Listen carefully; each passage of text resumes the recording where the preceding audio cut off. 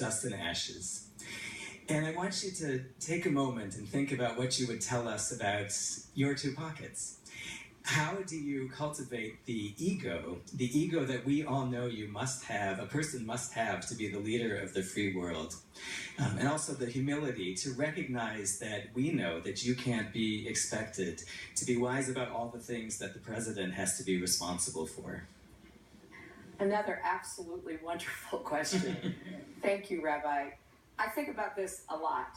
I feel very fortunate that I am a person of faith, that I was raised in my church, and that I have had to deal and struggle with a lot of these issues about ambition and humility, about service and self-gratification, all of the human questions that all of us deal with. But when you put yourself out into the public arena, I think it's incumbent upon you to be as self-conscious as possible. This is hard for me.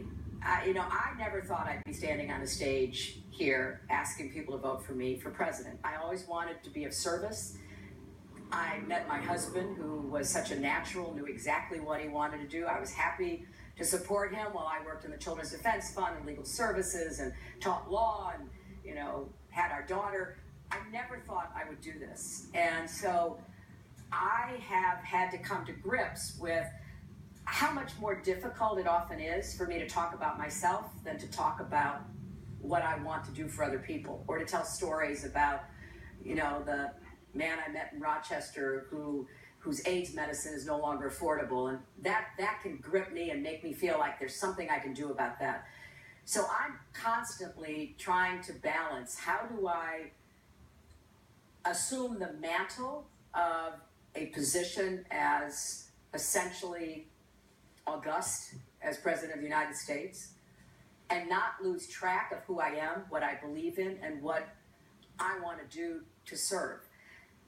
I have that dialogue at least once a day in some setting or another.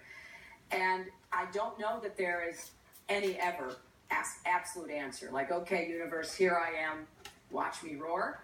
Or, oh my gosh, I can't do it. It's just overwhelming. I have to retreat. It's that balance that I keep to try to find in my life, that I want to see back in our country. And it will be something that I continue to talk about with a group of faith advisors who are close to me. I get a scripture lesson every morning from a minister that I have a really close personal relationship with. And, it just gets me grounded. He gets up really early, send it to me. So, there it is in my inbox at 5 a.m. I have friends who are rabbis who send me notes, give me readings that are going to be discussed in services. So I really appreciate all that incoming. And the final thing I would say, because, again, it's not anything I've ever talked about this much publicly, everybody knows I have lived a very public life for the last 25 or so years.